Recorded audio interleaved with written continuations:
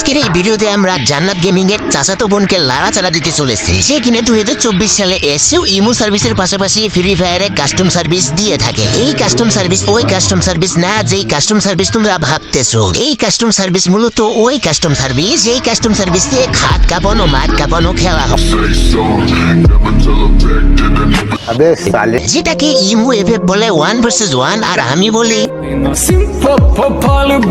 কিন্তু গাইস এইদিকে আমার মন ভালো নেই, মন আজকে অনেক খারাপ মানে অনেক খারাপ। দেখো তো চিনতে পারো কিনা আমি জানি, আমার সাথে সাথেও তোমরা চিনতে পেরে গেছো। আমাদের ফ্রি ফায়ার কমিউনিটির সব থেকে সুন্দরী মেয়ে জান্নাত গেমিং। ভাবতে অবাক লাগে, একসময় হেট করতাম আর এখন অনেক মিস করি। আর গাইস জান্নাত গেমিং এর কিন্তু বিয়ে হয়ে গেছে। তা আমার জীবনের সব ছোটখাটো খবর তোমাদের জানার কিন্তু অধিকার আছে। রুকো যারা, সবার করো।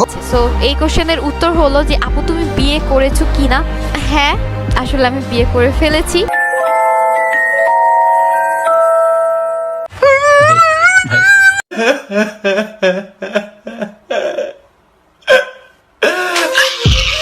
আমার on and only number 1 crush Jannat gaming, যাকে কিনা আমি 2020 সাল থেকে লাভ করি, ভালোবাসি। এখন শুনতেছি তার নাকি বিয়ে হয়ে গেছে। এখন তাহলে কাট ভিডিও থেকে হ্যান্ডেল মারবো।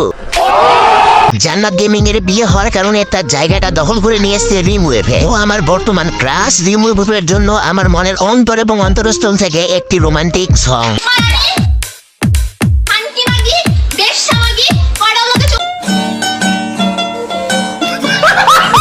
রিমুভের একটা ভিডিও ওপেন করি আর এটা দেখার জন্য যে আপাই কি টাইপের ভিডিও মেক করে। কিন্তু ভিডিও ওপেন করার পর শেষ মুহূর্তে কি আমরা ভোটে মিস করে ফেলবো?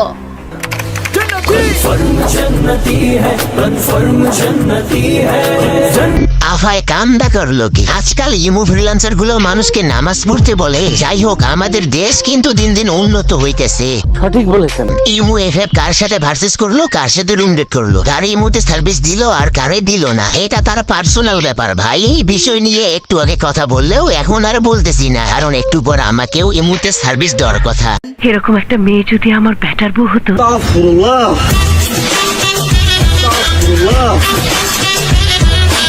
তো এবার আসি তার গেম প্লের কথায়। জাস্ট ক্লিপ গুলা দেখো। কিন্তু আমার কাস্টমে যা মারে তাই রে, মাথায় মারলেও পাছায় লাগে, পাছায় মারলেও মাথায় লাগে, মানে সরি মাথায় লাগে। কিন্তু নিউটা দেখে এখানে বসে রয়েছে, তো আমরা দ্রুত একটাকে হেডশট দেওয়ার ট্রাই। এখন লালে লাল লাগে না কেন বুঝলাম না, এখন রেড ডট লাগতেছে না কেন? কাস্টমে প্যানেল ইউজ করলে তো রেড ডট লাগবে, কিন্তু বিয়ের মেসে প্যানেল ইউজ করলে যে আইডি ব্যান হবে, তাই বিয়ের মেসে রেড ডট লাগতেছে না। আর পিসিতে কাস্টমে প্যানেল ইউজ করলে আইডি ব্যান হয় না, কিন্তু বিয়ের র্যাঙ্কে প্যানেল ইউজ করলে আইডি ব্ল্যাকলিস্ট অথবা ব্যান হয়ে যায়। ও ইমো সার্ভিসে ফেপ এই জিনিসটা খুব ভালো করেই জানে, তাই কাস্টম খেলার সময় প্যানেল ইউজ করে কাস্টম খেলে। ও গাইস, বাকিটা তোমরা বুঝে নিও। আজকের এই ছোট্ট ভিডিওটি এখানেই শেষ করছি। ভিডিওটি কেমন হয়েছে তা অবশ্যই কমেন্ট বক্সে জানাবে। আপনাদের সুস্থতা কামনা করে আজকের ভিডিওটি এখানেই শেষ করছি। ভালো থাকবেন, সুস্থ থাকবেন, আল্লাহ হাফেজ।